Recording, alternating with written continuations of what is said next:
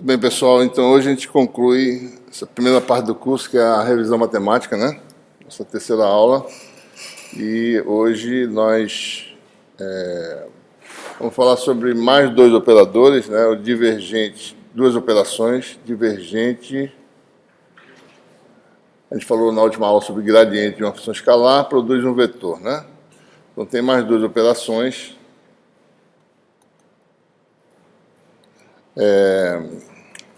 E vamos também falar sobre os teoremas importantes que vão ser úteis na formulação do eletromagnetismo, que a gente vai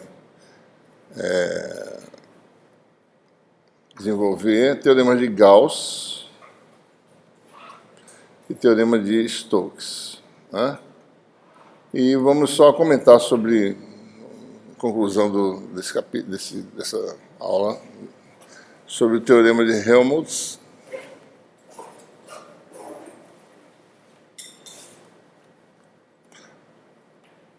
Na realidade, o teorema de Gauss permite transformar a integral de superfície em integral de volume usando divergentes, né? Na realidade, o teorema de Gauss é a generalização do conceito de divergência de um campo vetorial, e o teorema de Stokes é a generalização do conceito de rotacional de um campo vetorial, né?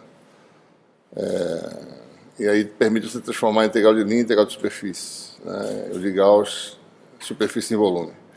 O teorema de Helmholtz aqui garante que quais são as especificações que você tem que dar para completamente obter um campo vetorial, né? E a gente vai ver que essas especificações são o divergente de campo vetorial e o rotacional de campo vetorial, essencialmente, certo? O conceito de divergência, né, surge quando a gente se pergunta se alguns campos têm esse tipo de propriedade aqui, né, de divergir a partir de um ponto, ou de repente convergir para um determinado ponto, certo? Porque isso informa, na realidade, se existem fontes para esse campo, naquele ponto, certo? No caso do campo elétrico, a fonte é a carga elétrica, né? Então, a carga elétrica produz um campo de forças. Esse campo de forças é determinado do campo elétrico. E você pode imaginar que essa carga, como a gente vai ver com mais detalhes, né? Que a carga elétrica, ela existindo aqui, né? Num ponto, ela num ponto vizinho, se eu colocasse uma carga, ela sairia acelerada ou puxada em direção a esse... Digamos que seja uma carga positiva e outra positiva, né? Então, seria acelerada para longe da carga, né? Então, a gente observa que é como se nós tivéssemos esse campo de força, essas linhas, né, que divergem, tá certo? Da carga, né? Então, o campo eletrostático tem essa propriedade. Se você tem uma carga num ponto, parece que ele está saindo daquele ponto, né? Tem aquelas linhas imaginárias, é um abstrato conceito, mas o que são essas linhas? É como se você colocasse uma cargazinha de teste e ela seguisse essa trajetória que está lá escondida, tá certo? Então, você tem essas linhas de campo divergindo de um ponto, porque existe aqui uma carga. Se a carga fosse negativa e você colocasse uma carga positiva, essas cargas tenderiam a convergir, né, para o ponto. Então, dá a sensação que as linhas convergem para esse ponto, para um determinado tipo de fonte, com sinal, no caso aí, e elas divergem desse ponto, certo? Para outro sinal, que é o positivo, né? Então, tem campos vetoriais que fazem isso, certo? Campo gravitacional, né, se tem uma massa pontual, vai fazer a mesma coisa. Campo gravitacional vai puxar sempre, né? Sempre puxa, certo? Então, você sempre tem as linhas de campo gravitacional convergindo para a carga, né? Certo? Puxando, né?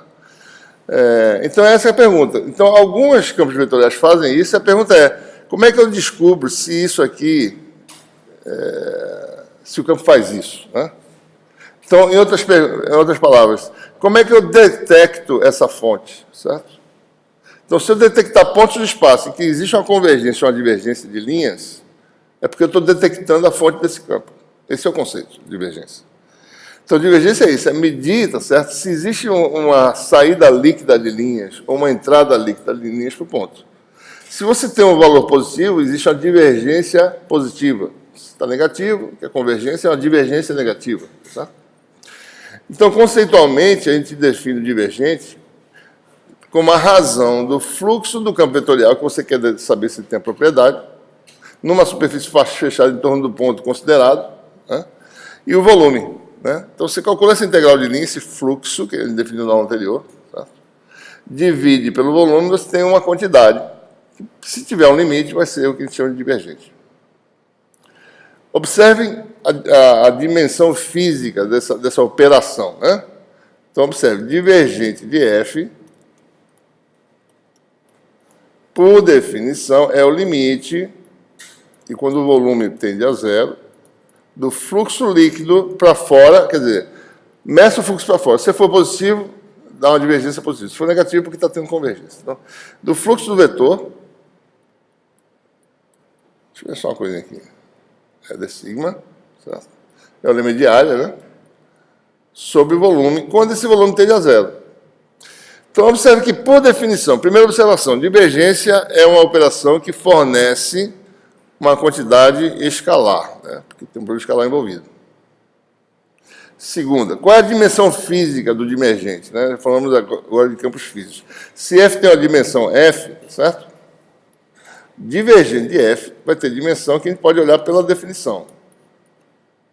Tem uma dimensão que vai ser dimensão de F, área sobre volume. Ou seja, dimensão de F por unidade de comprimento. Né? Então, como é um processo de limite, isso vai dar um tipo de derivada que precisa saber qual é. Certo? Nossa tarefa agora é calcular, né? Só para ilustrar aqui como é que é feita a integração. Você tem um volumezinho fechado, né? Aqui está, o volume já é diferencial, né? Tende a zero e você tem um elemento diferencial da superfície de um elemento diferencial. Então você calcula esse fluxo, divide pelo volume, no limite quando tende a zero, você vai ter um resultado. Se for zero, quer dizer como se a linha estivesse passando sem nenhuma fonte. Está simplesmente passando por ali. Certo? Por exemplo, no exemplo da carga elétrica que eu acabei de falar, né? Tem uma carguinha aqui, dela está gerando essas linhas. Né? Digamos que é uma carga positiva, está gerando linhas positivas. Né? Se eu tentar medir o divergente nessa região aqui, em torno desse ponto, onde está a carga, vai dar um valor, digamos, positivo. Se eu medir o divergente assim, se eu pegar um volume aqui em torno desse ponto, vai dar zero. Não tem a carga, tá certo? É de se esperar que dê zero, né? As linhas simplesmente passam aqui, o que entra, o fluxo vai ter contribuições positivas e negativas que se cancelam, certo? Tá. Então, é isso que a gente espera. O que tem que fazer agora é, num sistema arbitrário de coordenadas UVW, calcular, né, esse divergente, certo?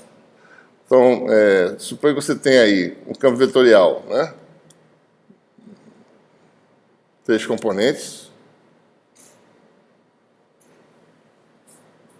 Deixa eu tirar isso aqui. Né?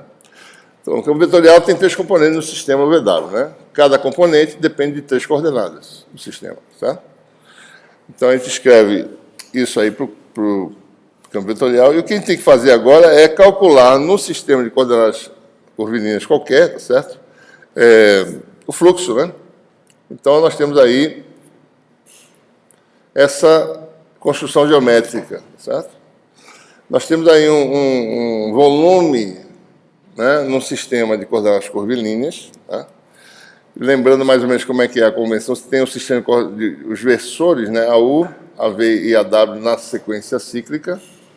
AU é sempre ortogonal à superfície U constante. Né? Deixa eu ver se eu consigo anotar algumas coisinhas aqui.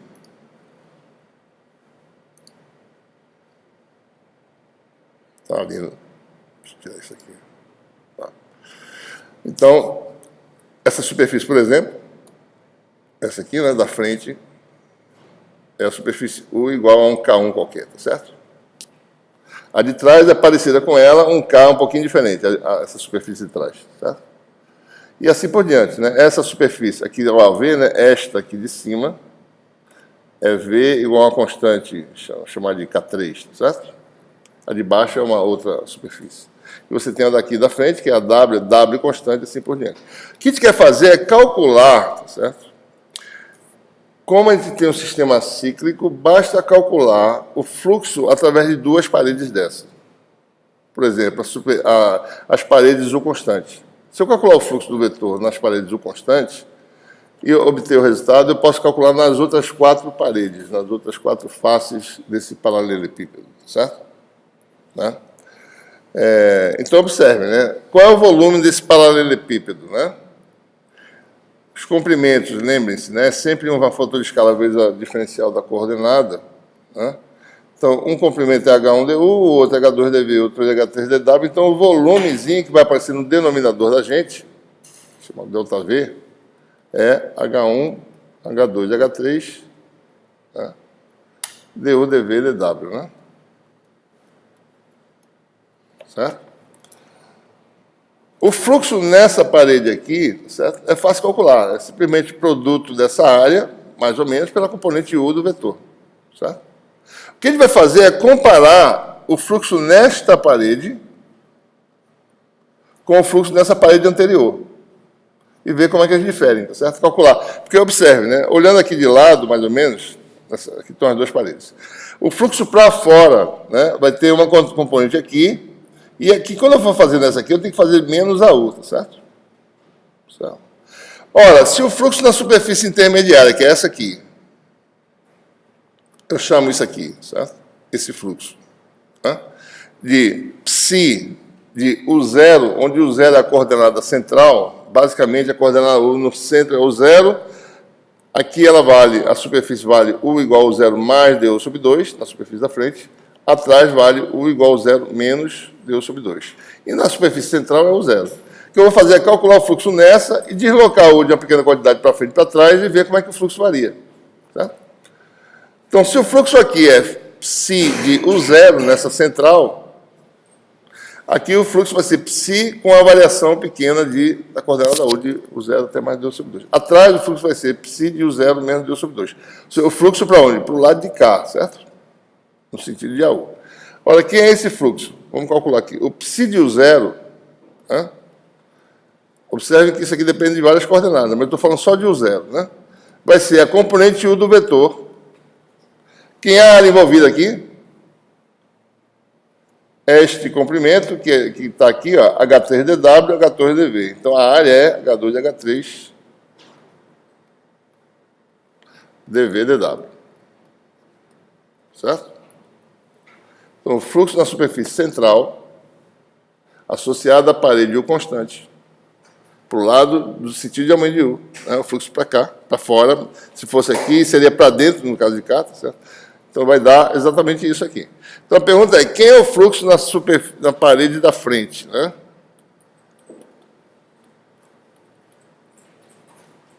Como é que eu comparo com o fluxo na parede central? É aproximadamente o fluxo na parede central. Né? Observe que tenho que ser mais cuidadoso aqui, né? O fluxo associado à parede U. Então, eu vou dar aqui, ó, psi-U, tá certo? Que tem a parede V, seria psi-V, a parede W, psi-W, chama de psi-U, para a gente não ficar com a anotação incorreta aqui, psi-U, certo? Então, vai ser o fluxo na parede central mais aquela correçãozinha de Taylor famosa, né? Primeira derivada, vezes a correção, vezes o incremento, certo? Que é du sobre 2. Mais a derivada de psi-U du, du sobre 2. Tá? Certo? É assim que ele calcularia. Olhando psi-U como uma função das coordenadas, né? Você calcula na parede central e desloca a pequena quantidade. Mesma coisa, o fluxo perde no sentido de positivo, na parede anterior,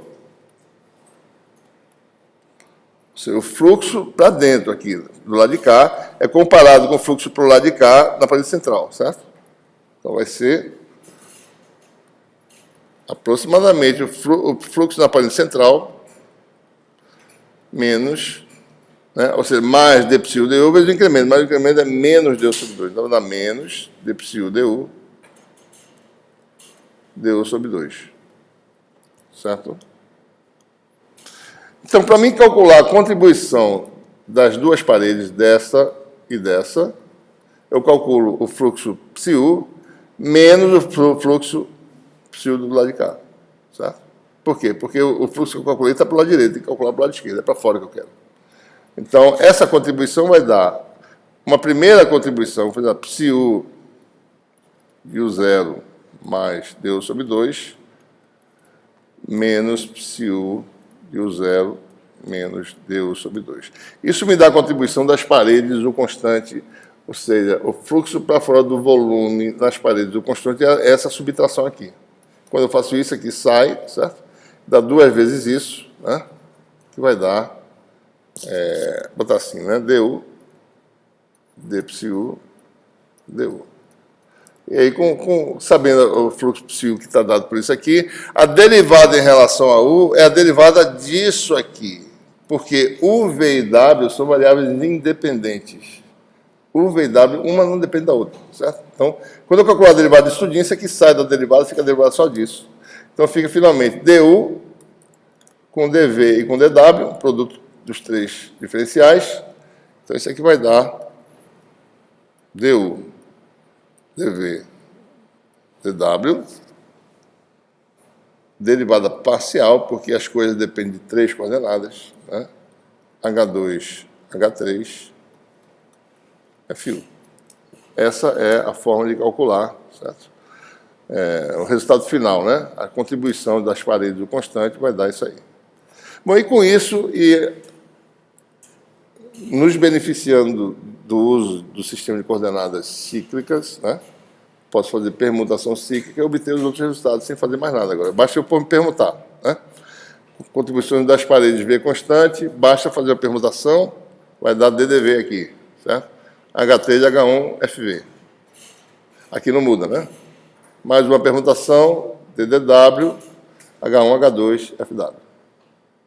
Observe que é o produto dos Hs ortogonais, né? A componente, né? Porque tem a ver com a área, certo? São os fatores de escala da área que está ortogonal ao vetor U, certo? Então, com isso, eu calculo, né? Aí o fluxo, tá certo? Para o exterior do volume diferencial do campo vetorial F, que vai dar o quê, né? Olhando aqui, vai dar isso aqui, du, dv, dw. Vai dar uma soma de derivadas parciais, né? Primeira, né, no caso. Como a gente falou, vai ser um tipo de derivada, que a gente precisa descobrir qual é, e vai ser um resultado escalar, né? Vou botar aqui mesmo para ficar mais... Daí, permutação cíclica, né? DDV, H3, H1, FV, mais DDW, H1, H2, FW, tá? E aí nós temos, então, a expressão final. Como eu vou dividir pelo ΔV, que é H1, H2, H3, du, dv, dw, quando eu faço a razão dessas coisas, esses termos aqui desaparecem. Esses são os termos que vão para zero, né? Quando o volume vai para zero, esse produto dá zero, certo? Então, cancela. Fica só. Então, no limite, já dá o resultado que está aqui, ó. Então, divergir de F vai dar esse resultado aqui, tá? Essa equação 121 aqui, né?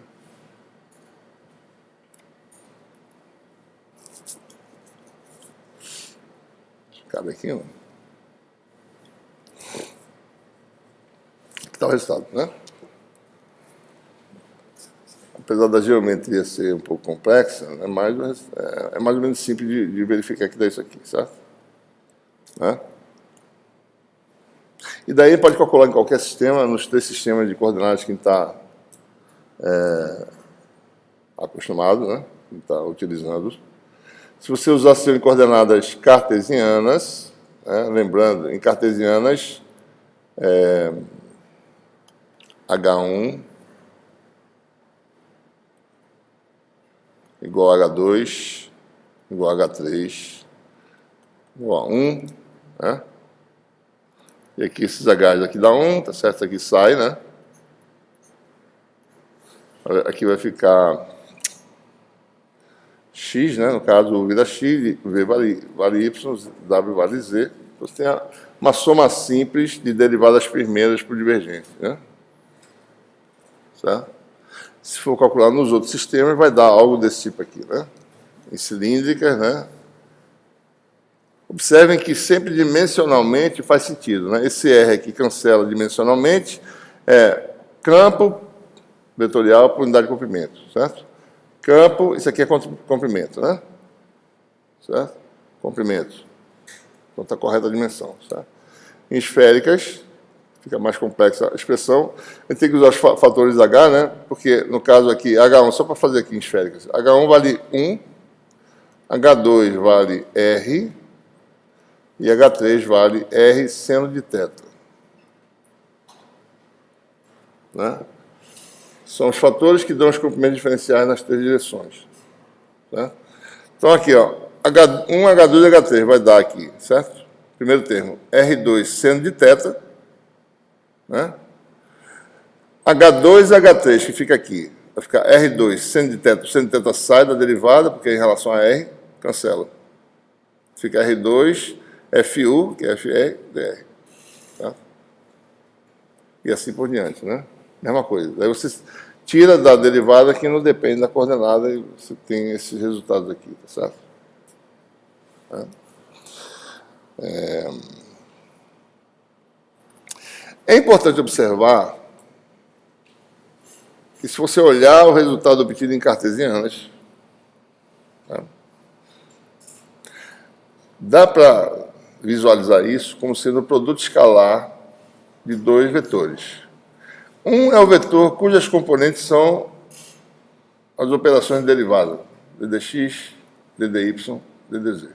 O outro é o campo f em si. Se você olhar para cá, isso aqui dá,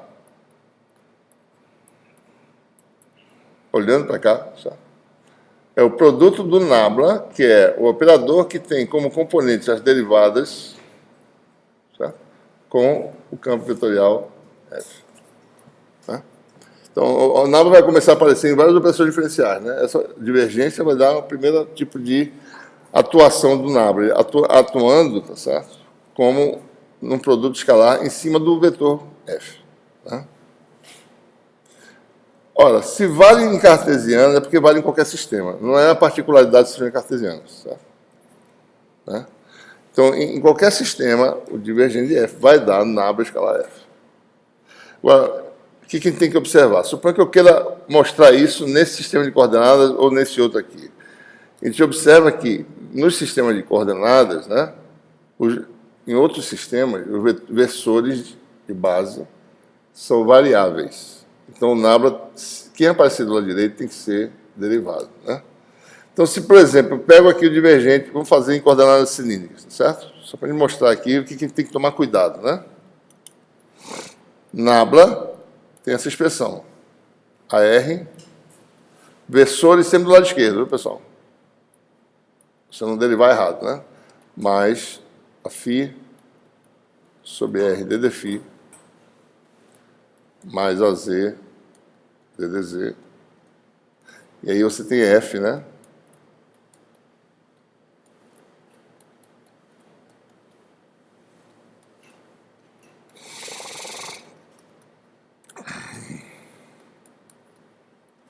Se eu for aplicar o produto escalar, esquecendo que os versores são variáveis, assim, direto, isso aqui ia dar, sabe o quê? Suponha que eu faço direto aqui, tá? A R escalar R da 1 vai dar dfr dr, né? A φ escalar φ da 1 mais 1 sobre R dfφ dφ mais dfz dz. Certo? Suponha que eu esquecesse que os versores são variáveis. O resultado seria esse aí, né? Vamos comparar com o resultado real. Certo? Primeiro termo é 1 sobre R ddr de RFR dr. Então, esse aqui já está errado, certo?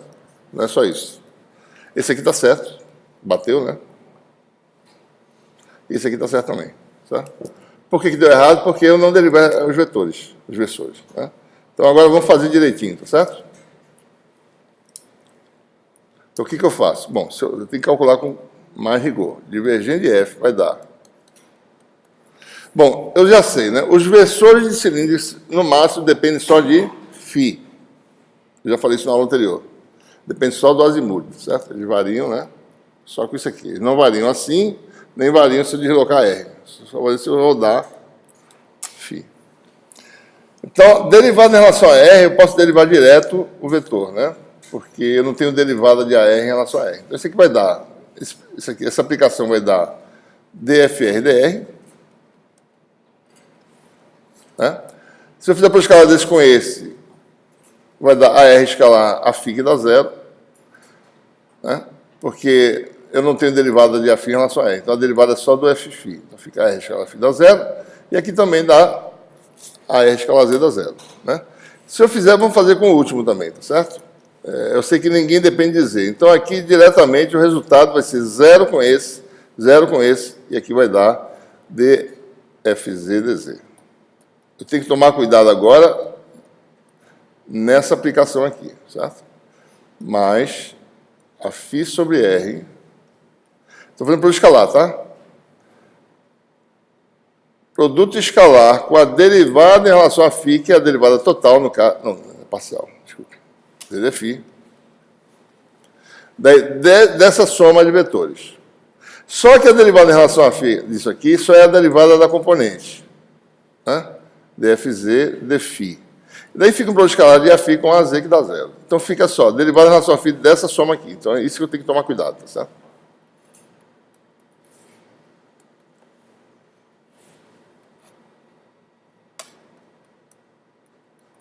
Né? A gente agora vai ter que aplicar aqui, isso aqui são coisas que dependem de φ. Então eu tenho d dφ disso aí, vai dar AR dFR dφ mais FR, regra da cadeia, certo? Aí a derivada total agora, porque o AR só depende de φ, né? dAR dφ, certo? Mais, eu vou de novo, a φ dFφ dφ mais Fφ dAφ dφ. Ok? Então, observe, é produto escalar do Aφ com isso aqui. Isso aqui é essa soma de 4 termos. Tá? Bom, um termo aqui vai dar zero, que eu já sei, né? Aφ escalar R dá zero. Então, esse termo aqui não precisa nem fazer, tá certo? Está fora.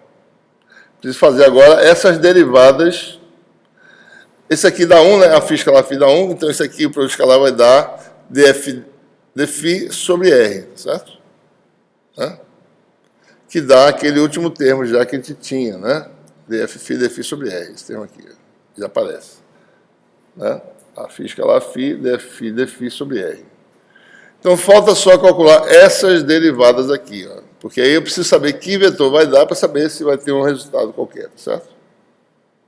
Então, essencialmente, tem que saber quem é a derivada de AR em relação a φ, quem é a derivada de Aφ em relação a φ.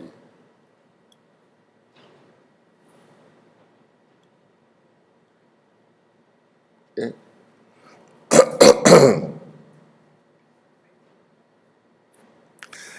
Então, é isso que eu preciso calcular. Quem é dAR dφ, quem é dAφ dφ.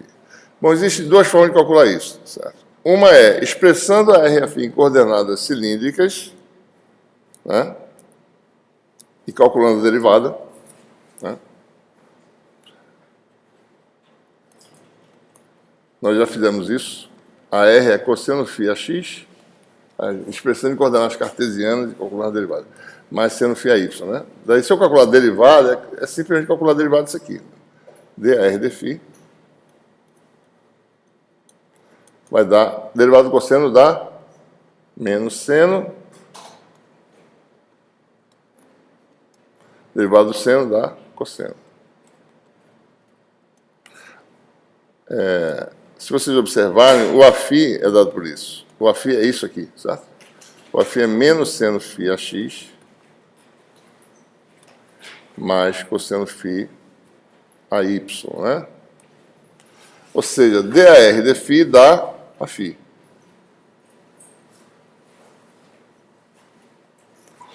Se você calcular a derivada disso em relação a φ, isso aqui vai dar derivada do seno dá cosseno, dá menos cosseno. Derivada do cosseno menos seno. Então dá menos cosseno, menos seno. Menos cosseno, menos seno é quem? Menos AR. Então a derivada do versor dá um outro versor que é ortogonal a ele. Né? derivado AR, dá um versor que é totalmente 90 graus. Tá? Né? Então, esse é o resultado que a gente utilizaria. Eu vou mostrar uma outra forma de mostrar por que dá isso, né? Que é a forma geométrica.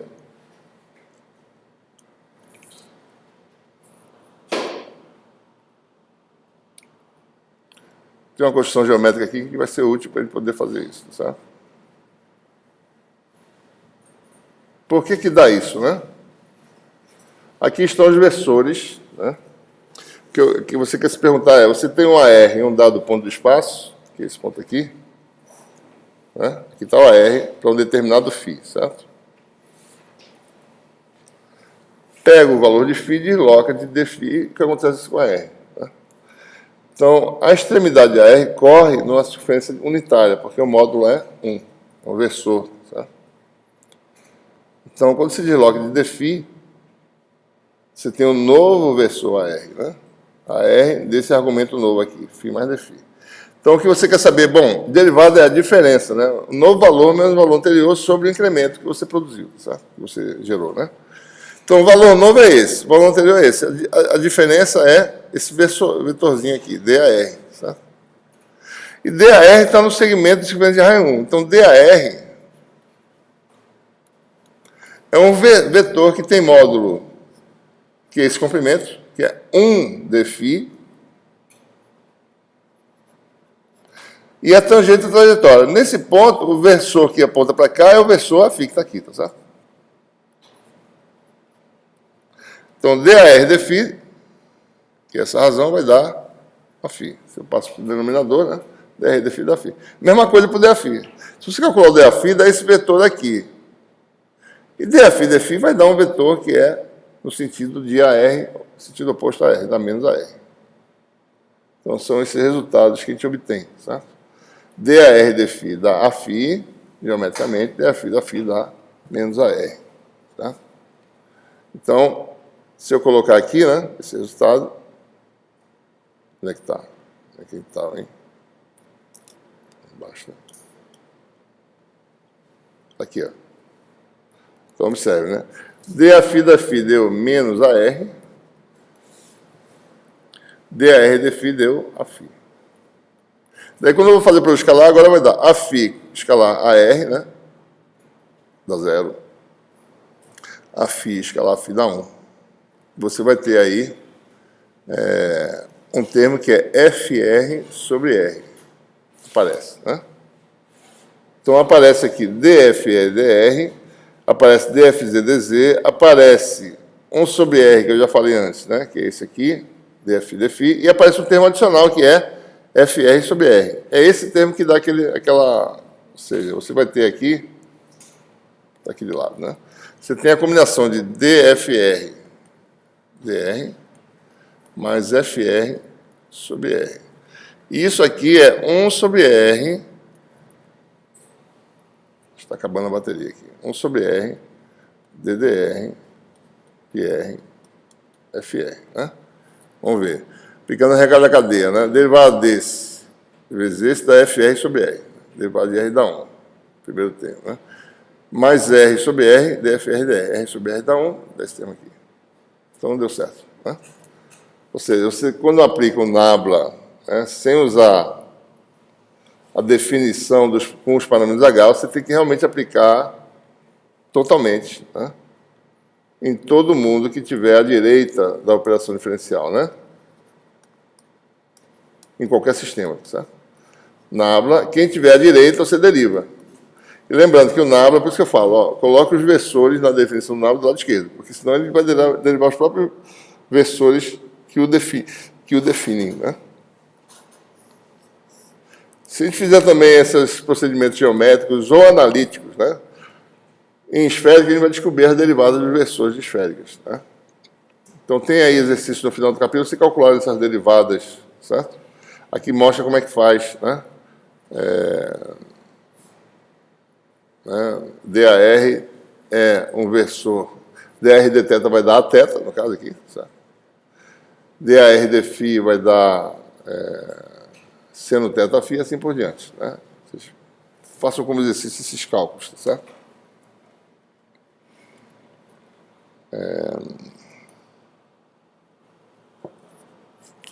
fazer um exemplo aqui, né? Campos que têm divergência, tá certo?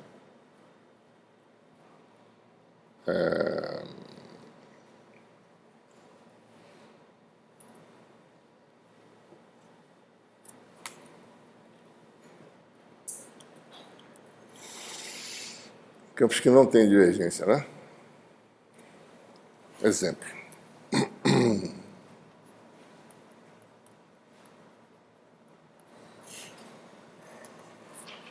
Vamos considerar o campo que a gente vai lidar muitas vezes. O campo de uma carpa de forma, ele tem um jeito, certo? Em esféricas, né? AR sobre R2. Tirando aqui o fator de escala, né?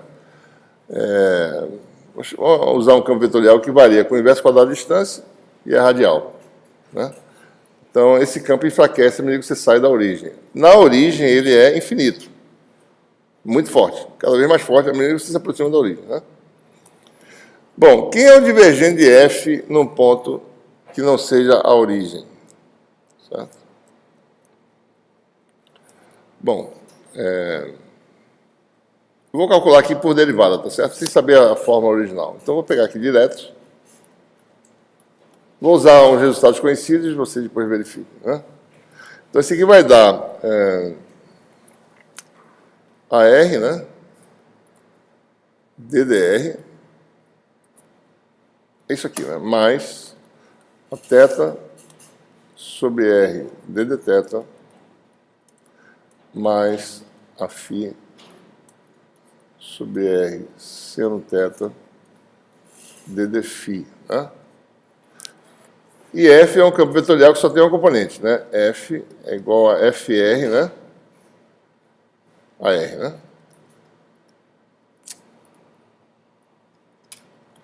FR só depende de uma variável, só depende de R.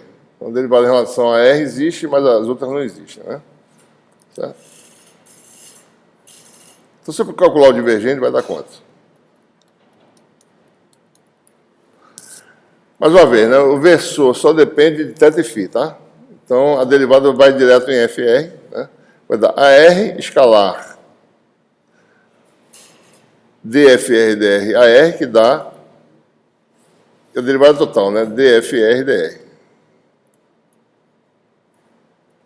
Certo?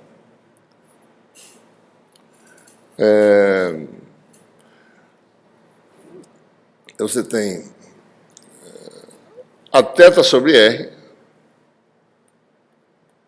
produto escalar, dessa derivada em relação à θ desse produto, né?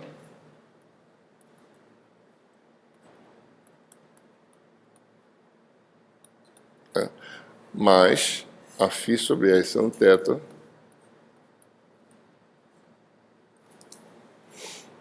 dd φ, né? De FR a R. Ok?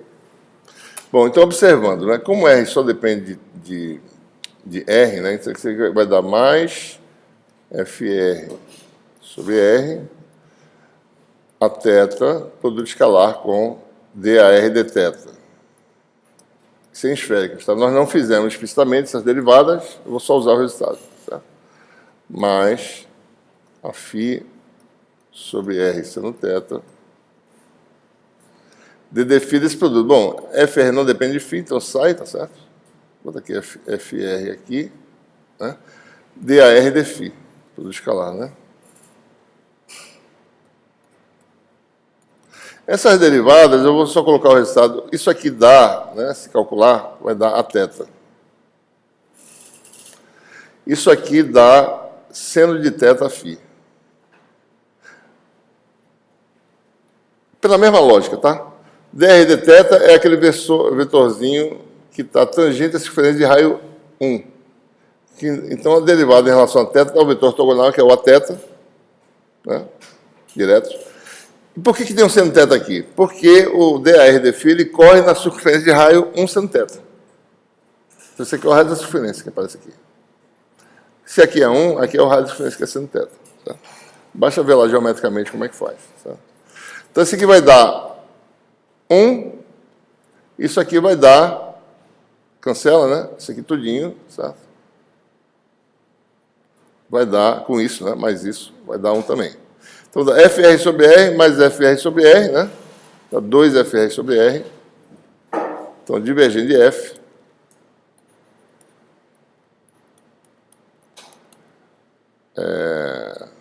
Tá certo esse negócio? Divergente de F.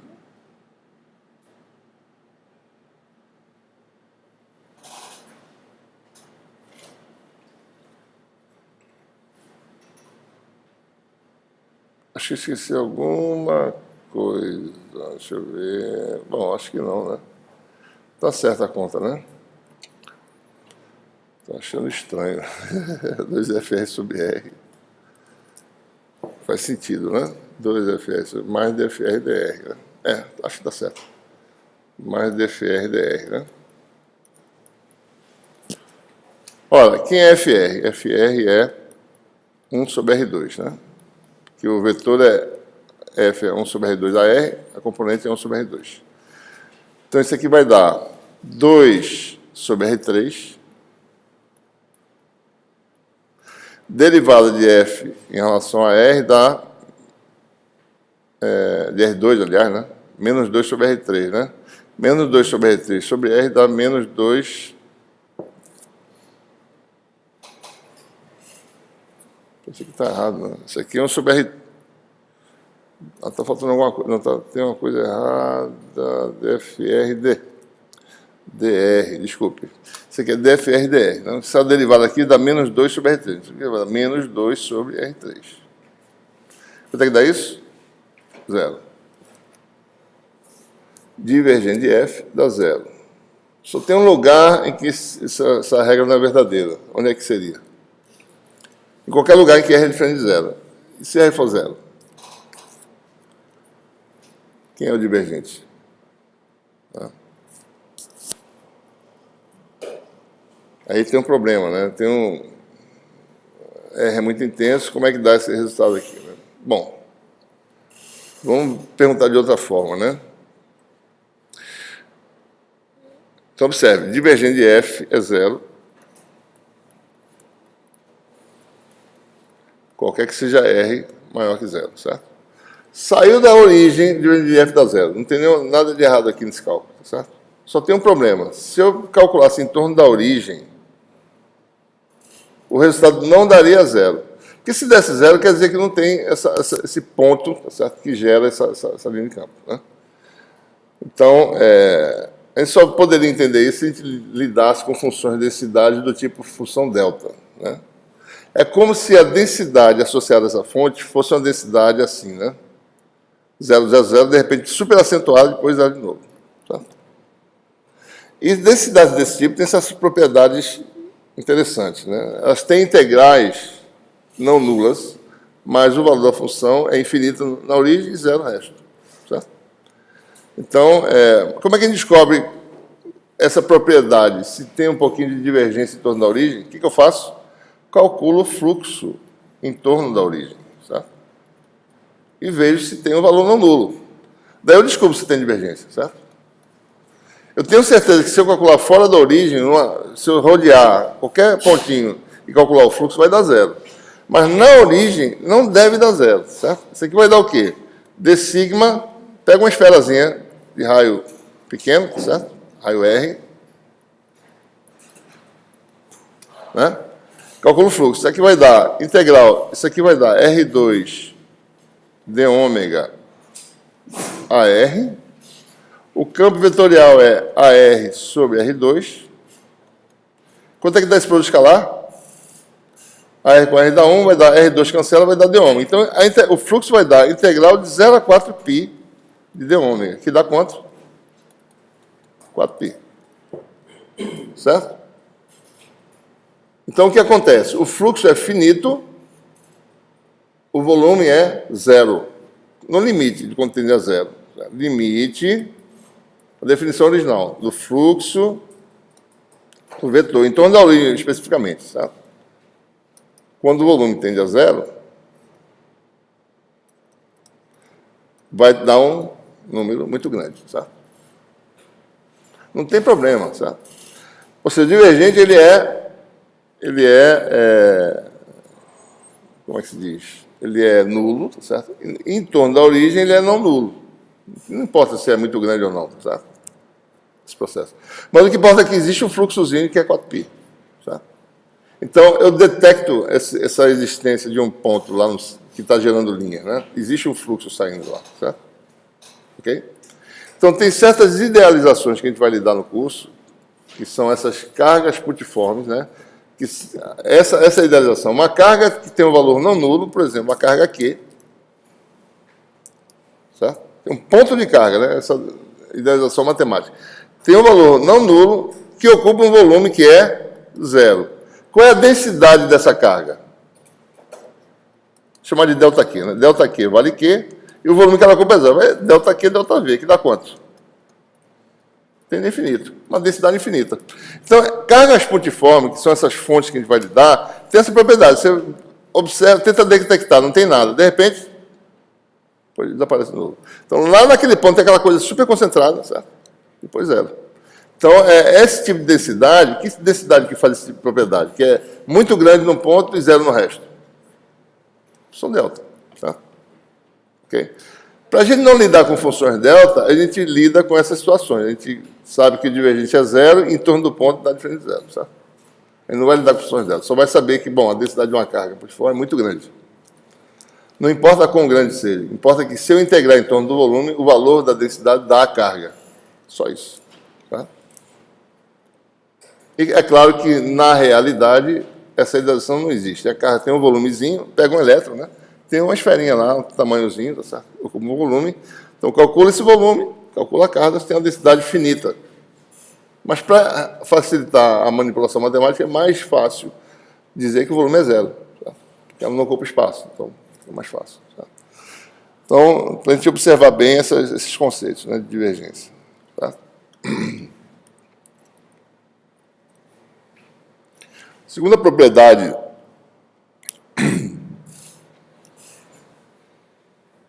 que a gente vai lidar, né, é o chamado rotacional. Né? Os nomes já dizem que tipo de definição ele está dando. Né? Divergência, né, porque diverge. Né? Rotacional, porque tem a propriedade de rodar no espaço. Né? E o campo magnético é um bom exemplo de um campo que tem essa propriedade de formar linhas fechadas. Se você tem um fio condutor, certo? Carregando uma corrente I, né? Você vai ver que o campo magnético ele fica rodeando, né? Forma linhas em torno do fio, que se fecham. Certo? Então, tem campos que têm essa propriedade. Certo? Né? Se você tem uma superfície d'água, né? E se você tem, por exemplo, um rio, né? Você olha para a superfície da água e o fundo do rio, tá certo? Daí essa água está fluindo, né? Se você olhar o campo de velocidade, a velocidade é maior, vai diminuindo até chegar praticamente zero aqui, tá certo? Se você botasse um cataventozinho, ou então um sistema de palhetas aqui, certo? A tendência é que isso aqui rodasse. Tem mais força em cima, né? Mais velocidade, menos força embaixo. A tendência é isso aqui rodar.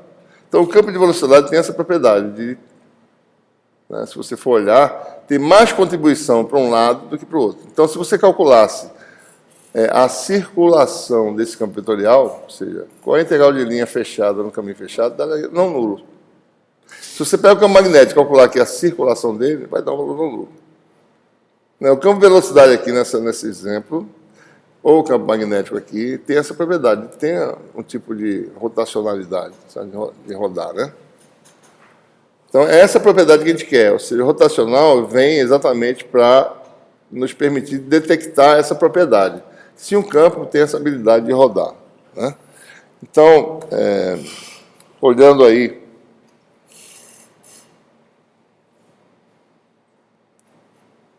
a gente olha aqui para um campo vetorial e determina, tá certo? Sob que condições, né, eu tenho circulação. Né?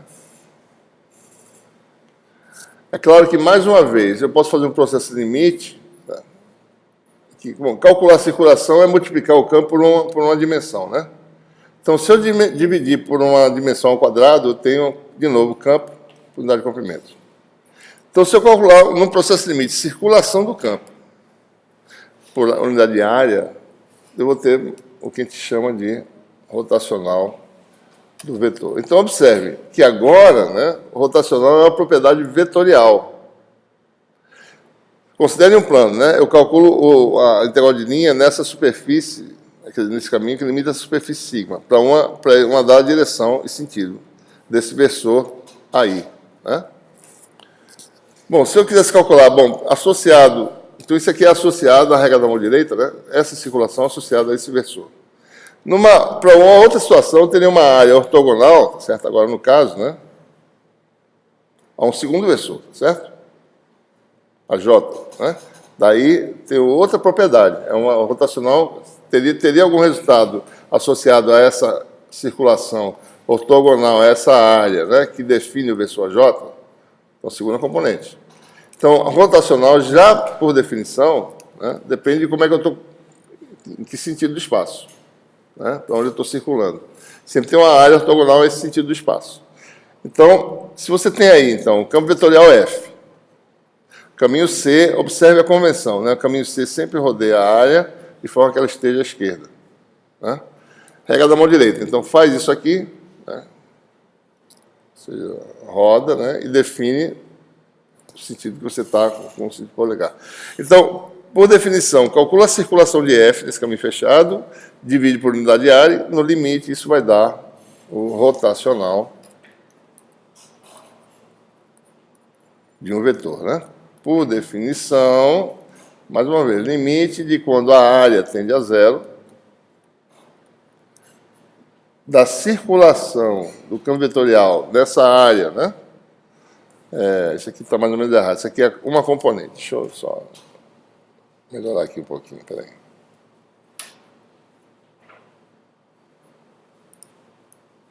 Deixa eu cá.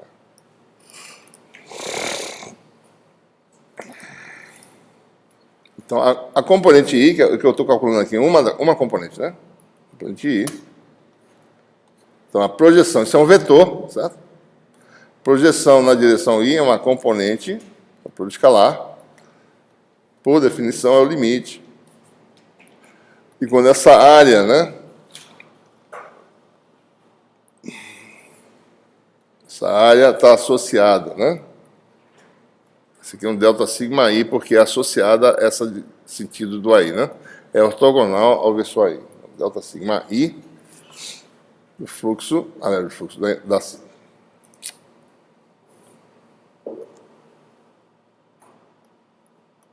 circulação, né? De integral de linha, né? dl, escalar F, por unidade de área. Então, eu vou calcular uma componente, e se eu calcular no sistema de coordenadas essa componente, eu faço permutação cíclica. Calculo as outras, né? Mesma técnica que a gente fez no caso do divergente. Vamos pegar aqui um sistema de coordenadas curvilíneas, aqui está uma área. Vamos calcular a componente U do rotacional. Né? Essa componente. Então, eu vou calcular a circulação nessa área ortogonal, que é formada por interseções de superfícies, né? E isso vai me dar uma aresta, né? H2dV, e uma outra H3dW. Então, a área eu já sei que é o produto desses comprimentos, né? Delta sigma U é H2 de H3 dV/dW, que é o denominador da definição. E agora eu vou calcular a circulação. Integral de linha nesse segmento C1, C2, C3, C4. O campo vetorial é o mesmo, F tem 3 componentes, U, V e W. Né? Então, o que eu vou fazer é, por exemplo, calcular essa integral de linha em relação a essa aqui. Ou seja, essa vai ser minha referência, tá certo? Então, se eu chamar isso aqui integral I1, ela vai ser aproximadamente IW, mais uma correçãozinha. Tá? Mesma técnica, né?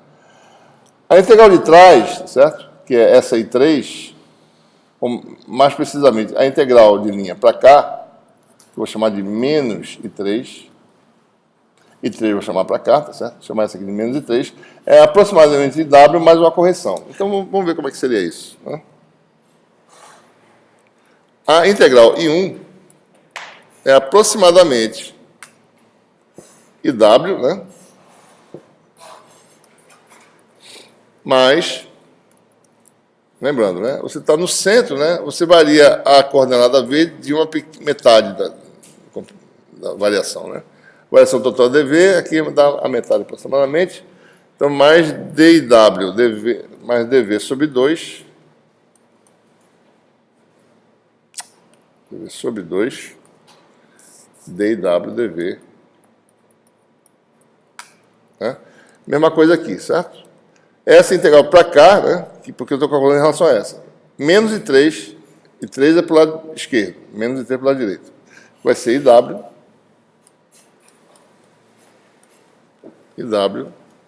E aí agora só, mesma coisa, só que agora é um decremento, é menos dV sobre 2. Certo? E continuando, né? Se eu vou calcular agora, aqui IV, né, é a integral de linha no sentido de crescimento de V. Então, menos I2 é essa aqui, se compara com IV. Então, menos I2, aproximadamente IV. E agora, quem varia nessa daqui para cá, basicamente, é a coordenada W de dW sobre 2. Então, menos I2 é provavelmente mais, né? Porque W aumenta para cá.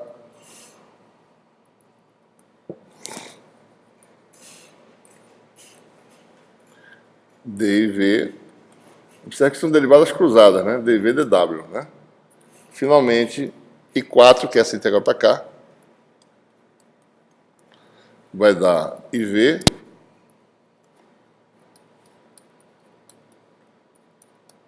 e agora tem um decremento, menos dW sobre 2. D e V, dW, né? Pronto, então a circulação, que é essa integral aqui, vai dar o quê? I1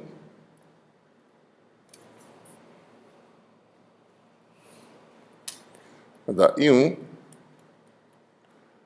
né? Mais I2, certo? Ou seja, menos isso, dá mais I2. Menos isso dá mais I3, mais I4. Então, o que eu tenho que fazer? I1 mais I2 mais I3 mais I4. Subtrai I1 I1 menos isso aqui, dá I1 mais I3. Cancela isso, né? Mais I4 menos I2, que dá subtrair mais a soma disso menos isso. Tá? Quanto é que vai dar? Então, isso aqui me daria o numerador, né? A circulação de F. Chamar de sigma, né? Isso é na direção U, né? De sigma U, tá certo? Isso aqui vai dar. Então, vamos lá. Isto cancela, se eu subtrair, tá certo? Isso aqui soma, né? Dá dW dV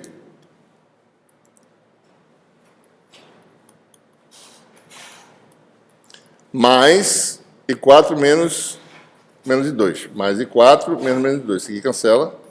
Vai dar um sinal menos, vai dar o dobro. Menos dV dW. Né?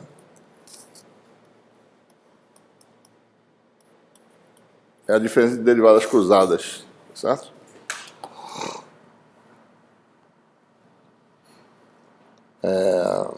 Ou seja, né? Bom, e aí, o que são essas integrais intermediárias, né? Bom, quem é IV? Bom, IV é a integral de linha, é a componente V do vetor vezes o comprimentozinho diferencial. É um toquinho só, um pedacinho da integral, né? FV, esse comprimento diferencial é H2dV. E W é FW, H3dW. né?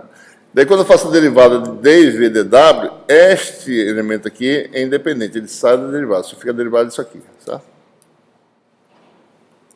Então, isso aqui vai dar d w dv vai dar h3 dw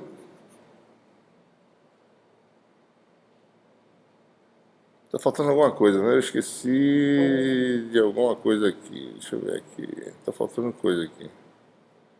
Está faltando aqui, ó.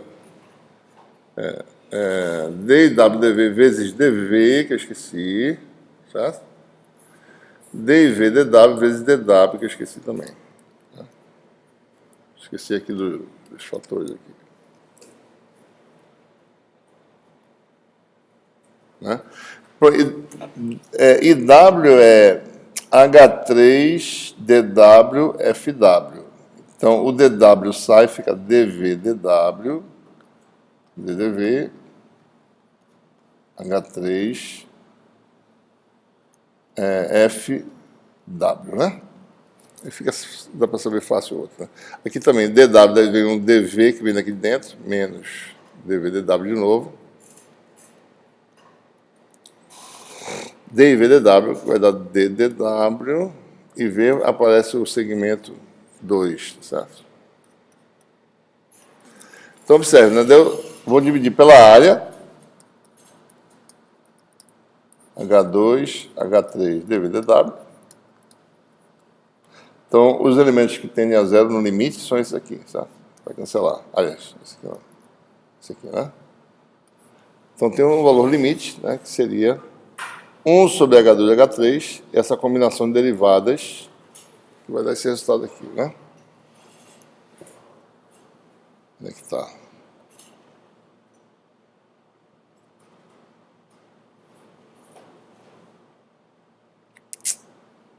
Dá isso aqui, né? 149. Dá este resultado aqui. 1 sobre H2 e H3. Né? Daí as derivadas, né? Derivada cruzada, certo? E daí a gente calcula as outras componentes fazendo o quê? Permutação cíclica, né? Você tem, a segunda componente vai dar H3H1, né? Se eu mudar para... Rapidinho aqui, né? Se eu mudar aqui para V, aqui vai ficar H3H1, W, né? Embaixo, U em cima, FU, H1, né? Que vira quem? U, né? Que é DW embaixo, DU embaixo, e aqui vai dar FW, H3, né? E assim sucessivamente, você tem a expressão completa para o rotacional, que nem cabe aqui na página direita, né? Deixa eu ver aqui. Bom, aqui tem as componentes, certo? Expressão geral, né? Então, como eu digo para você, basta saber uma dessas. Certo? Sabe uma, as outras duas você já sabe imediatamente. Né? Sabendo essa componente, faz a permutação cíclica para obter as outras duas.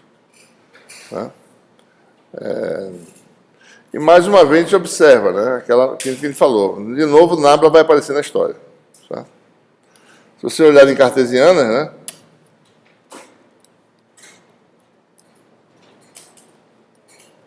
Rotacional de F, componente X,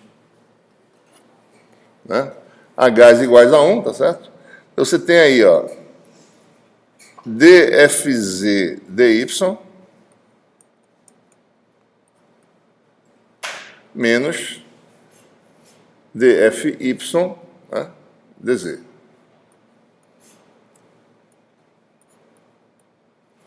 Certo?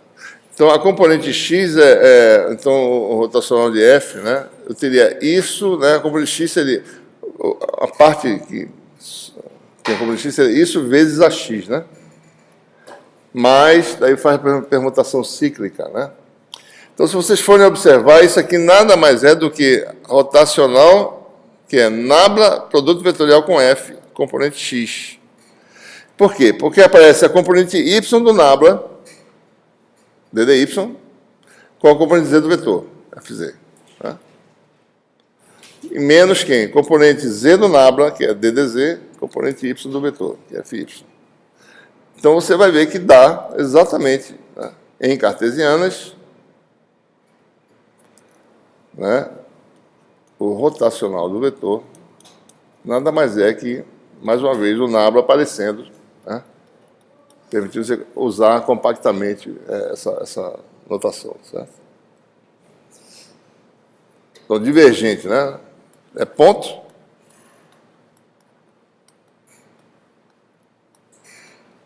Rotacional é produto vetorial. Então, você sempre lembre, né, a dimensão física é campo por unidade de comprimento, que é a unidade do nabla, né? É um tipo de derivada, como a gente mostrou. Certo?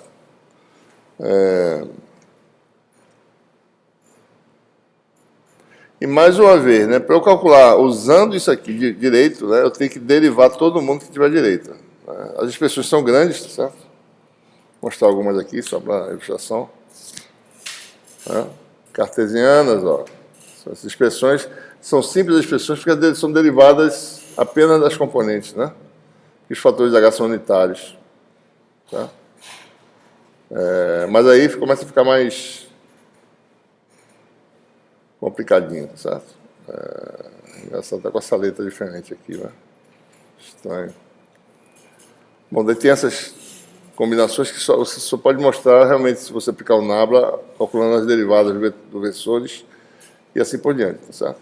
Então é claro que ele não tem que decorar isso, né? Mas saber calcular, né? Para situações simples, a gente tem que ter esse princípio, né, de como calcular. Na prova, por exemplo, eu peço, ó, calcule formalmente, né, a rotacional de F para F igual a um vetor com componente radial, né, dado por isso aqui. Daí, saber calcular é importante. Tá? Então, tem essas expressões.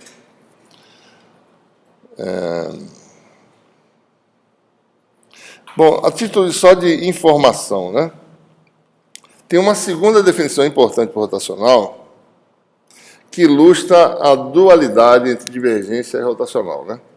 Divergente é calculado com fluxo, né? O rotacional com essa definição foi integral de linha, que não parece com fluxo, né? É diferente, né? É um pouco diferente. Daí, lá é dividido por volume, aqui foi dividido por área, né? Para poder dar... Mas tem uma segunda definição que está demonstrada aqui, mas não vai demonstrar, só para vocês observarem que existe uma semelhança, tá certo? O divergente de F, né? Agora já usando a notação com nabla, é o limite de quando ΔV tende a zero, né? Dessa razão, 1 sobre ΔV, fluxo, né?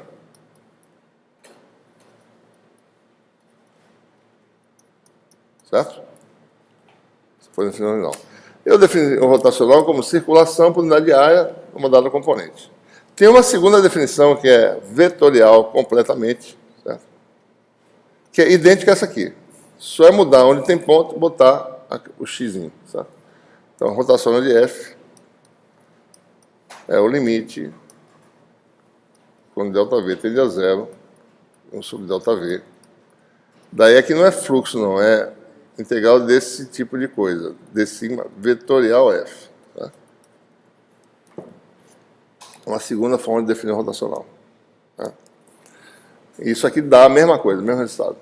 Pode mostrar, está mostrado aí, tem 2 páginas demonstrando esse negócio, certo? Ele não vai fazer isso, né? Certo? Mas só para mostrar a similaridade, né? Só mudar a operação. Né? E a posição do d sigma, tem que estar do lado esquerdo, certo? Então, é o tipo de integral de superfície em que dá um vetor em cada face. Você soma esses vetores e vai dar, no limite, vai dar esse resultado. Ok? De vez em quando a gente vai usar isso assim para mostrar uma outra situação, né? Essa relação mais geral aqui, certo?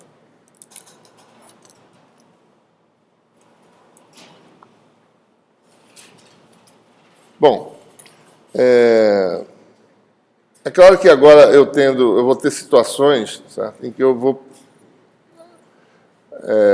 aplicar derivadas de produtos de funções, tá certo? Ou de função com vetor, né? Então, sendo divergente ou rotacional ou gradiente, a gente tem que ver mais ou menos como é que seriam essas regras, tá certo? Então, tem aí umas identidades vetoriais interessantes, né? Eu vou só mostrar algumas aqui. Tá? Regra da cadeia é importante utilizar com campos vetoriais escalares. Vamos só dar uma olhada rápida.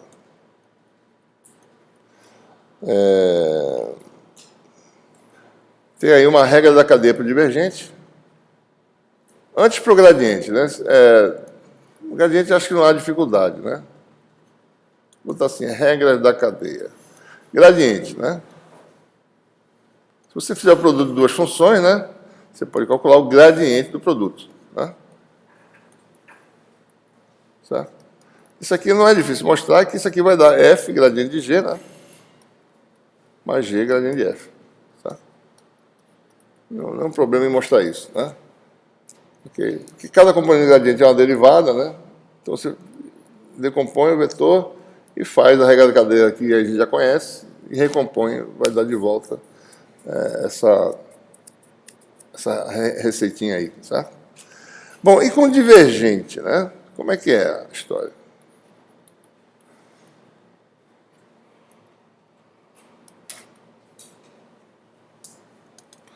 Eu posso ter, assim, coisas desse tipo, né? Divergente de um vetor, né? Posso fazer uma coisa bem difícil, de A vetorial B, certo? A gente vai usar isso lá no capítulo 6, certo? Né? Isso aqui tem uma relação, ele não vai demonstrar agora. Né? Mas é um tipo de regra que precisa saber, né? O que vai dar, certo? Mas tem coisas mais simples que a gente pode demonstrar aqui, né? Por exemplo, divergente de uma função vezes um vetor. Aí não é difícil fazer, certo? É mais fácil. Né? Então, o que eu vou fazer? Eu vou dizer que nabla, né? É aquele vetor, né? Soma de AI DDLI, L é o comprimentozinho diferencial, né? DLI, no caso, é HI, aliás, vou botar só um deles, DLU. DLU, por exemplo, é H1DU, né? DLV, H2DV, assim por diante. Vamos chamar assim, tá certo? A é um vetor que tem três componentes, para ele não misturar aqui as coisas, né? Observe que isso aqui vai operar em cada componente de A, então tem que usar um outro tipo de soma com outro índice.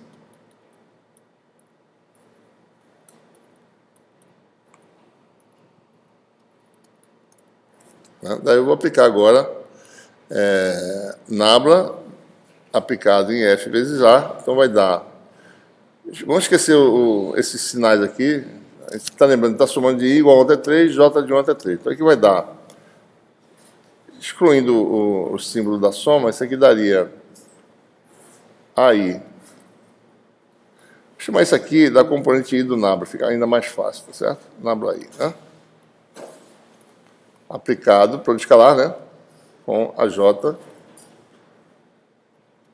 Observe, né? Isso aqui é soma de I igual a 1 até 3 e soma de J igual a 3. Eu só não estou colocando sinais de soma aqui, né? Para simplificar. Isso aqui vai dar regra da cadeia, tá certo? Vai dar AI escalada. Aí você vai, bom, a J, né?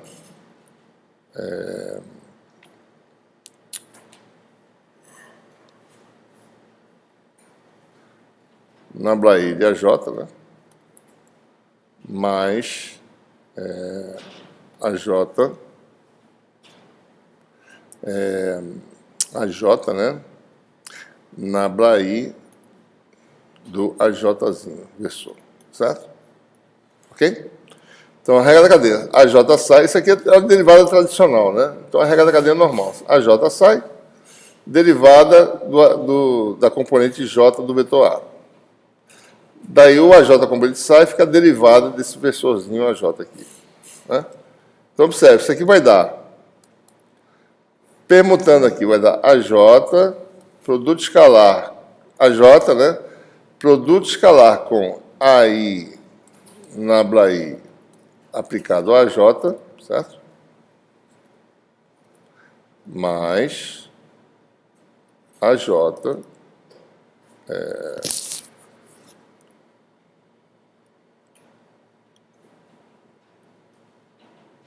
eu estou fazendo uma coisa errada aqui, deixa eu ver.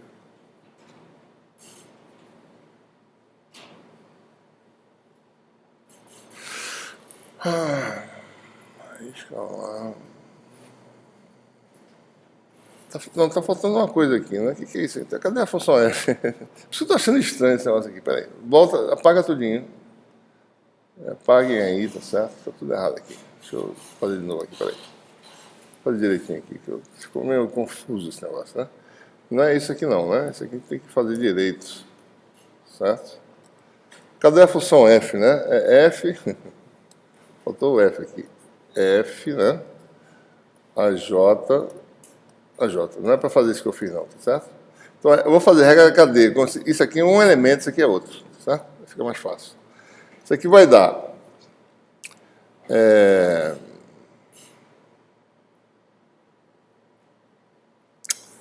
Isso aqui sai, tá certo? Vai ficar assim, AJ, produto escalar, né? Com AI, nabla I, aplicado a F, agora tá certo, né? Mas F sai como sendo um elemento, daí fica AI, nabla I, produto escalar com AJ. Eu não vou nem expandir essa aqui, deixa essa aqui do jeito que está, AJ. Pronto, aí fica certo. Tá? Observe, isso aqui é a soma de J igual a 1 até 3, soma de I igual a 1 até 3. Né? Essa soma dá quanto? Que vetor é?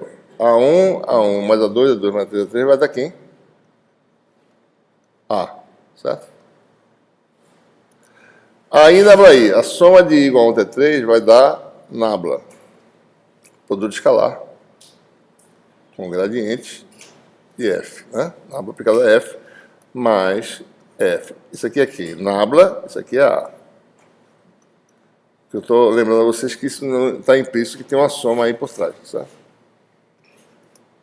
Aí está a regra da cadeia.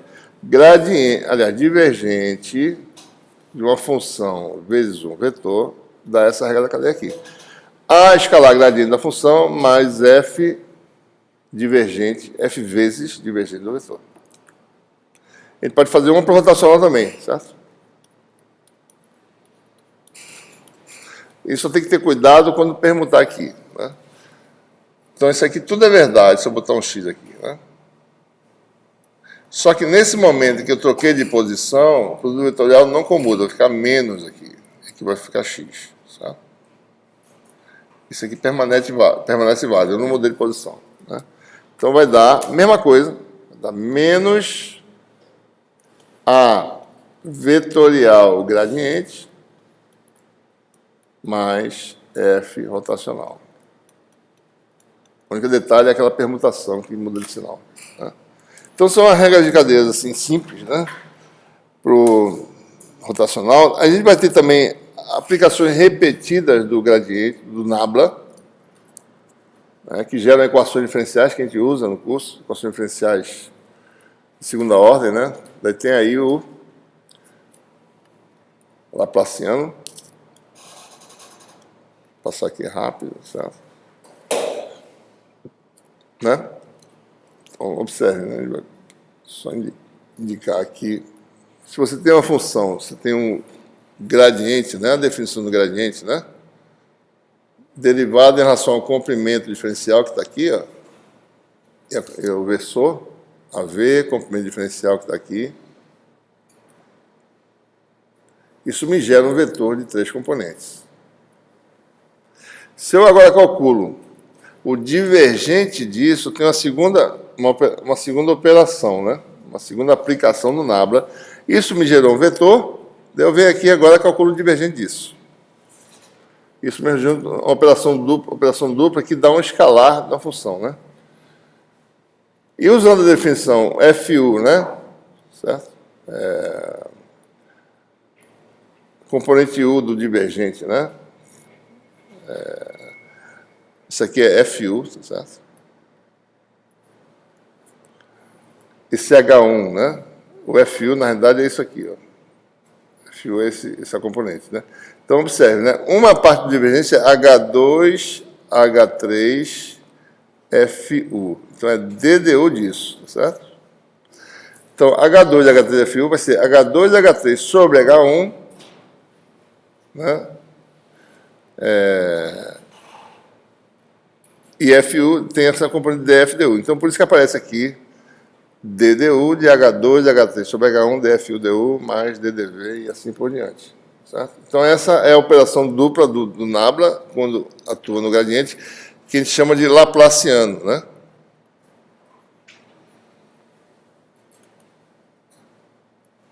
Certo? Então, a expressão geral do Laplaciano, né, é uma derivada tipo derivada segunda, é uma derivada repetida, certo? Se for em cartesianas, observe que está todo mundo da 1, né? Isso aqui vai dar a derivada segunda de f em relação a x. Esse aqui são as expressões, tá certo? Geral do Laplaciano. Ó, então, o Laplaciano em cartesiano dá a soma das derivadas segundas. E nos outros sistemas depende dos parâmetros H, né? Certo?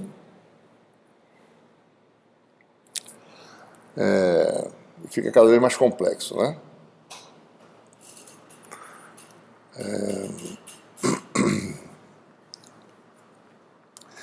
Tem uma classe de campos, né,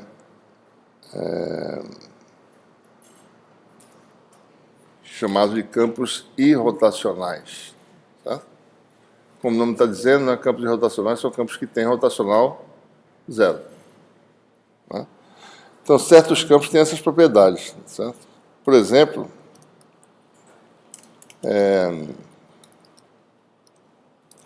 se você tem aí... engraçado, deixa eu ver uma coisa aqui. FW, né? Deixa eu falar aqui sobre isso. Essas são propriedades que vão surgir também, a gente vai repetir isso, né? Nas equações de Maxwell, você vai ver que o campo eletrostático é irrotacional. Né?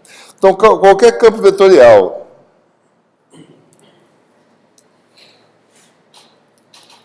aqui.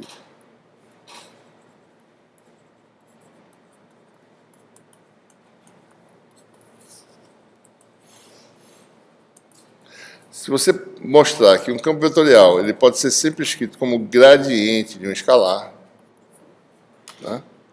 Esse tipo de campo vetorial tem a propriedade rotacional de F igual a zero.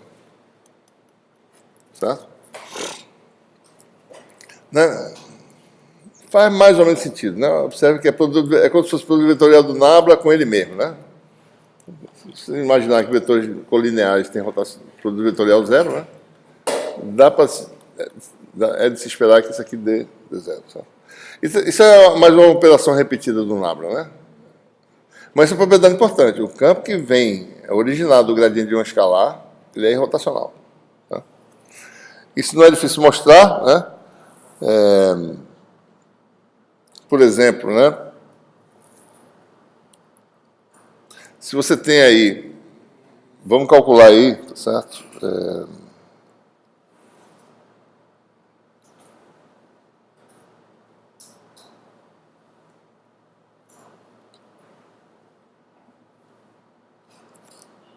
Só um minuto. Passado, tem uma coisa estranha aqui. 4 e 9.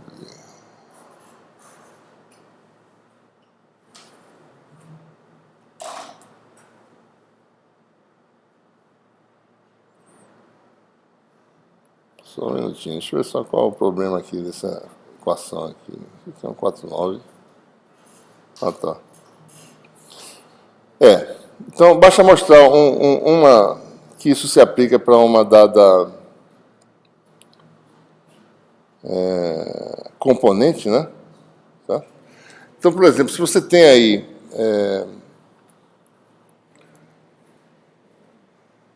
rotacional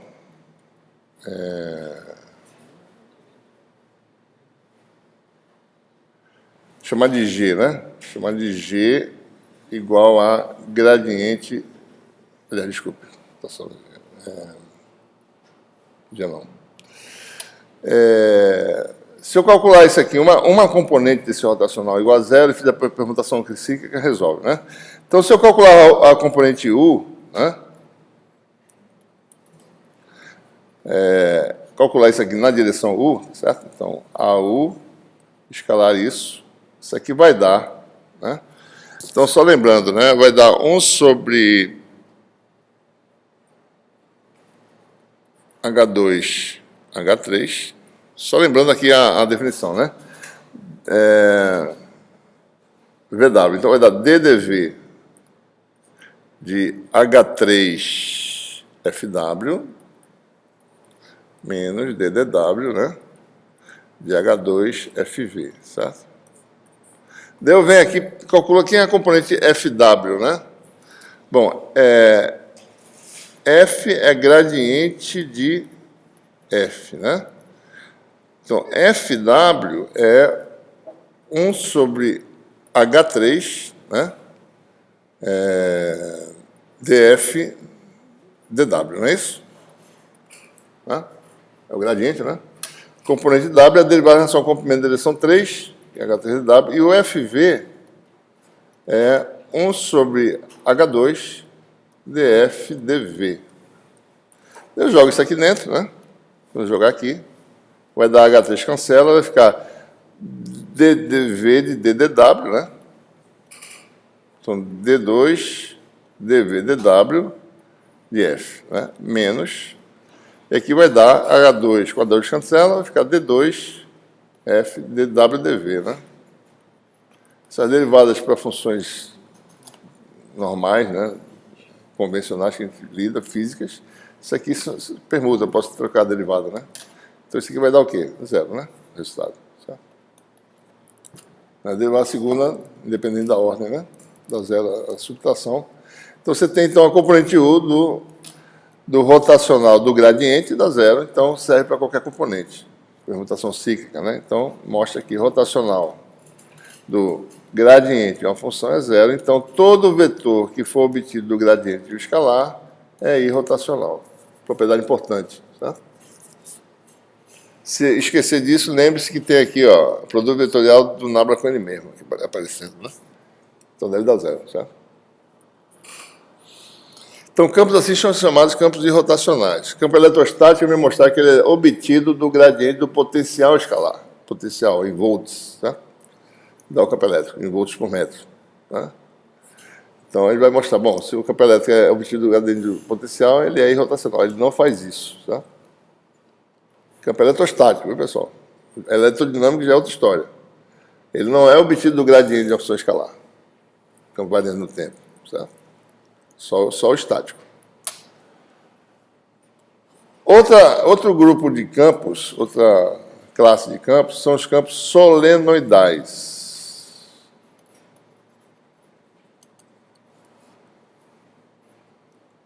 Né?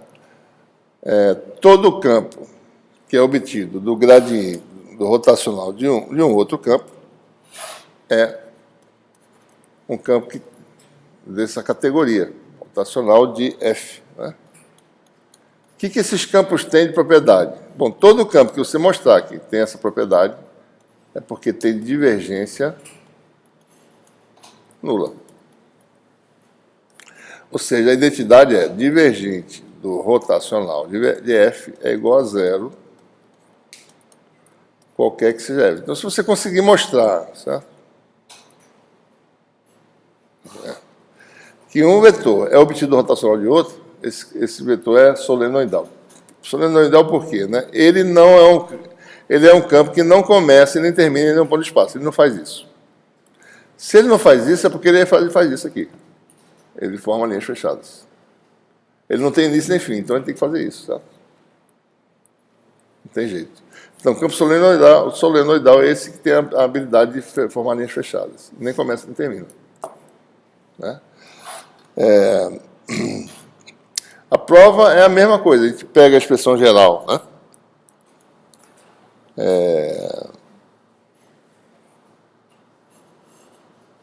Se eu quiser calcular o divergente de um vetor, né? Pega uma das componentes lá do divergente, tem a soma de três termos, é a componente U, né? A componente U do rotacional, né? AU. Se você for calcular, vai dar o quê, né? 1 sobre H2 H3, nós já fizemos isso antes, né? 1 sobre H2 H3. Aparece o que aqui? V com W, dV H3 FW, né? menos DDW H2FV. Tá? Certo?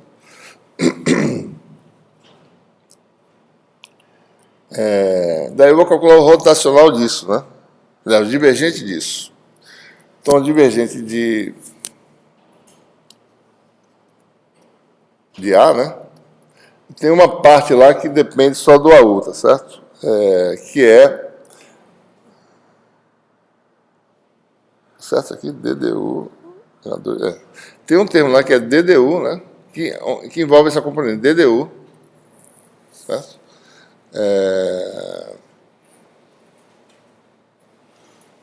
É o fluxo, né? Então, DDU de H2H3 AU. Certo? Então, teria assim, 1 sobre H1, H2, H3. Tem uma componente lá que envolve a componente U do vetor, tá certo? 1 sobre o produto do segmento, que é o volume, embaixo, os produtos da gás. Em cima, a derivada em relação a U, é onde aparece o AU, certo? E se eu jogar isso aqui, essa expressão aqui, né? Então, observe, na H2 e H3 cancela, certo? É direto, né? Vai ficar DDU, derivada segunda, DU, DV de FW,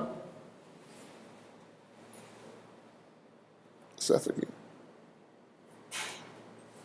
Esse aqui não vai dar zero ainda, né? Eu tenho que fazer mais. Então, esse aqui vai dar, deixa eu fazer aqui, tá? Isso aqui vai dar D2 DU DV de FW apenas, menos D2 DU DW, né? O DW DU, D2 DU DW de FV, certo? Eu faço para as outras também, né? Certo? Faço para as outras. Permutação cíclica, tá? D2 DV DW FU menos D2, isso aqui é U, é? É DU, DV DU, né? DV DU FW, né? E tem mais um terceiro termo, que seria aqui agora D2 DW-DU, botar assim mesmo, FV menos D2 WU aqui, DW-DU, FU. Vamos somar todo mundo e ver o que acontece, né? FU aqui cancela, certo? FV cancela. E FW cancela. Tá zero. Tá? Então, divergente do rotacional de um vetor dá zero. Ou seja, esse campo é um campo solenoidal, né? Campo obtido do rotacional de vetor tem divergência F. Ou seja, qualquer que seja, tem divergência nula, qualquer que seja F. Né? É sempre zero. Rotacional do gradiente de uma função escalada a zero, divergente do rotacional de vetor é sempre zero. Né? Bom, tem outras identidades vetoriais que tem aí, que a gente, produto triplo, né, que vocês podem dar uma olhadinha, tá certo? Tente demonstrar algumas delas, se for possível, a mais simples. Tá? Né? Produto misto, tá certo? Tem algumas regrinhas aí. Né? Você não vai perder muito tempo com isso. Tem aqui uma demonstração, tem nos textos aí, certo? Bom,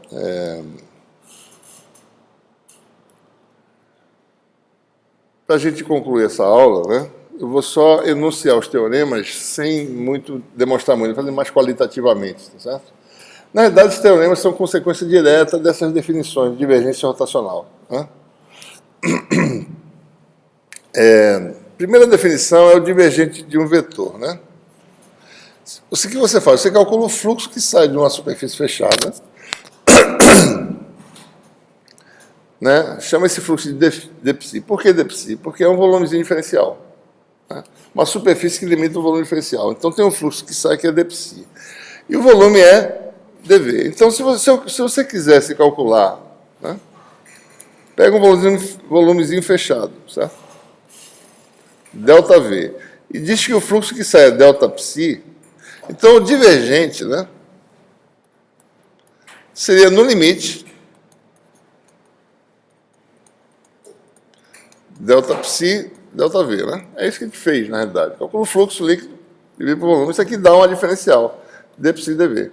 Então, quer dizer o quê? Que eu posso calcular o fluxo que sai dessa região simplesmente fazendo dV com o divergente. E a pergunta é, se eu pegar um volume macroscópico, o que acontece?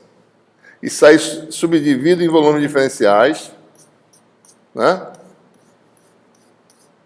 E vou somando essas contribuições, d psi, d psi, d psi, o que vai dar no final?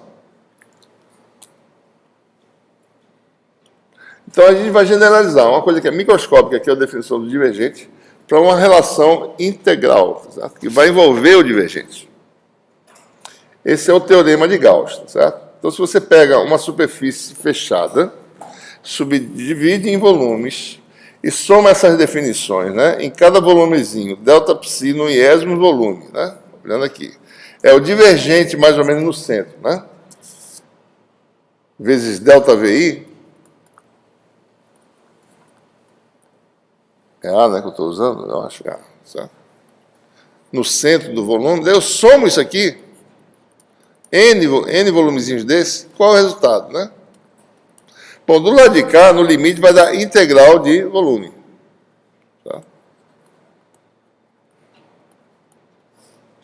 Certo? E do lado de cá vai dar o quê? Bom, observe, né? Vamos somar o fluxo dessa célula com a vizinha, né? Nessa parede em comum, essa célula contribui um fluxo para cá, a vizinha contribui um fluxo para cá. Nessa parede, o resultado líquido dá zero. Né? Certo?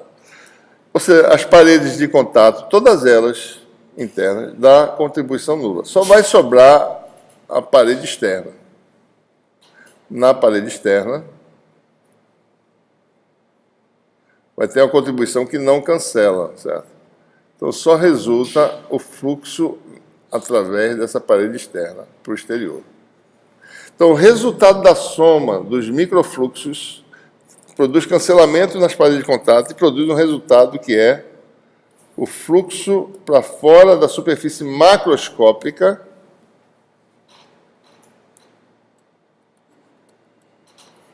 do vetor A. Então, generalizando, de uma definição microscópica, que é o divergente, para macroscópico, você tem o teorema de Gauss, certo? Que é essa conexão. O fluxo para o exterior de um volume fechado macroscópico pode ser calculado como a integral de volume do divergente. Essa é a primeira propriedade, certo? Né? Então, logo aqui antes. Aqui, ó. Essa é a relação obtida. Certo? A relação macroscópica que surgiu de onde? Da definição microscópica. Né? Certo? Mesma coisa para o caso do rotacional. A gente generaliza, né? Ou seja, a projeção do rotacional numa direção qualquer pode ser obtida como uma circulação, chamada de L integral de linha, certo? Então, essa integralzinha de linha nesse segmentozinho fechado, né? Chamar isso aqui de ΔL, né? Divide pela área, no processo limite de dl de sigma, vai dar uma diferencial da integral da circulação por unidade de área, que dá essa propriedade, né? É a projeção do rotacional nessa direção, essa diferencial aqui. Então, isso permite eu calcular, né? Isso aqui é a definição da circulação, tá certo? Mas eu posso, então, calcular essa circulação simplesmente passando para lá esse delta sigma, né? Você tem, então, a possibilidade de calcular essa microcirculação, né? Calcula como sendo essa projeção aí. Né? Bolas. Desfaz, mas não é. Né? Então, a pergunta é essa. Se eu tiver uma área macroscópica e sair somando essas microcirculações, o que vai acontecer? Né? Então, observe, né? Estou somando, né, seja, em cada superfíciezinha dessa diferencial, eu tenho uma contribuição que é a projeção do rotacional nessa direção ortogonal, certo? Né? Então, eu tenho aí, por exemplo, né, essa microcirculação aqui, delta sigma i, delta li, que é uma integralzinha de linha fechada aqui, né, vai dar aproximadamente, né, delta, essa direção aí, tá certo? Delta sigma, esse vetorzinho aí, tá certo? Escalar com o rotacional do vetor. Né? Daí, se eu só ir somando, né, soma de I igual a 1, tem N somas dessas. Do lado de cá vai dar a integral de superfície nessa superfície aberta aqui, essa calota, tá certo? Então, a superfície sigma de d sigma escalar rotacional de A. Certo? Então, observe, quando calcula as circulações, você tem cancelamentos, né? Porque aqui, deixa eu pegar essa aqui, pronto. Aqui eu estou calculando uma, né? Aqui está indo para a direita. Deixa eu aumentar aqui para poder desenhar melhor, certo? A contribuição dessa área aqui dá uma contribuição nessa segmento aqui para cá. A da vizinha dá para lá. Então, a mesma coisa, você sai cancelando todo mundo por dentro. E só vai sobrar, então, essa circulação aqui, na borda da área. Na borda, certo? Eu observo que o caminho está sendo feito que a área está lá do lado esquerdo, né? A área que eu estou calculando, certo? Então, vai dar nesse caminho, que é a borda da minha área aberta, certo? Então, isso aqui vai dar o resultado dessa soma, vai dar a circulação de A, né, na borda da minha área aberta. Então, esse é o teorema de Stokes. Calculo a circulação num caminho aberto, né, como sendo a integral de superfície do rotacional.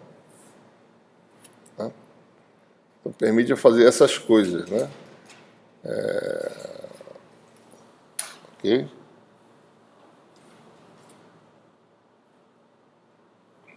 Um 94, né?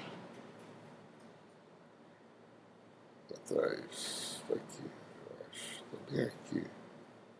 O resultado é esse aqui, certo? A circulação do campo vetorial é igual à integral de superfície. Então, observe, né? C é um caminho que limita a superfície sigma e sempre é feita a circulação de forma que a área está do lado esquerdo. Tá? Ok? Bom, para terminar aqui, vai ter uma aula de exercício. Pessoal, na última aula vocês foram embora na aula de exercício. A parte mais importante é a aula de exercício, tá? Então, isso é um mau começo, porque a gente vai ter um exame já, oficina, tá certo? A gente precisa realmente, né, não subestimar, tá certo? O exercício está sendo oferecido aí, tá certo? Para vocês terem chance de sucesso, né, aumentada, digamos assim, né? Certo? Então, vamos assistir a aula de exercício, ok? Bom, finalmente, eu só vou aqui comentar, né? Esse teorema de Helmholtz. Não vai demonstrar, tem a demonstração aí, né? Só vai comentar assim, o significado dele, né? Ele é importante para o curso de eletromagnetismo, que garante que as equações de Maxwell são suficientes para descrever os campos eletromagnéticos, né? Se você for ver as equações de Maxwell, são especificações de divergente rotacional do campo elétrico e magnético. É isso que as equações de Maxwell significam, né? Então, e o teorema de Helmholtz especifica exatamente isso, né? O que é suficiente para você descrever um campo vetorial, né? O teorema de Helmholtz diz que se você tem uma região fechada, né, e você quer saber sobre um campo vetorial nessa região fechada, chama de A, né? Você quer a superfície sigma que limita a região, certo? Digamos que N é normal para o exterior da região, certo? Então, o teorema de Helmholtz diz que se eu especificar o divergente de A,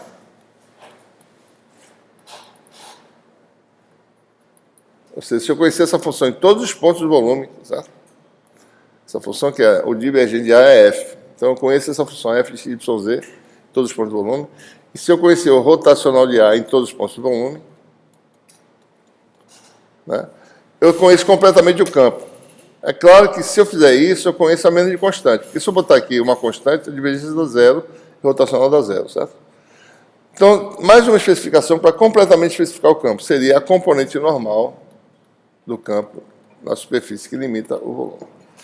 Então, o teorema de Helmholtz diz que, pode ser mostrado que um campo é completamente especificado se você especificar seu divergente totalmente, seu rotacional e a componente normal desse campo vetorial na superfície que limita o volume.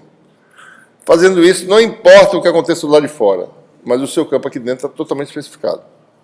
Tá? Então, isso é o teorema de Helmholtz, que garante, né, a existência de uma única solução. Não tem um segundo vetor que satisfaz essas três propriedades, só tem um. Né? Então, isso é bom porque nas equações de Maxwell tem divergência e rotacional do campo elétrico, do campo magnético, especificados. Então, quer dizer que eu posso, dada essa propriedade, obter uma solução única para o problema, né, de resolver as equações de Maxwell. Certo? Bom, então com isso a gente conclui esse capítulo. Né? Já chega o Lucas para fazer a aula de exercício. Alguma pergunta? Nenhuma dúvida? Vou passar a ata para vocês aí. Pega aqui, por favor. Obrigado.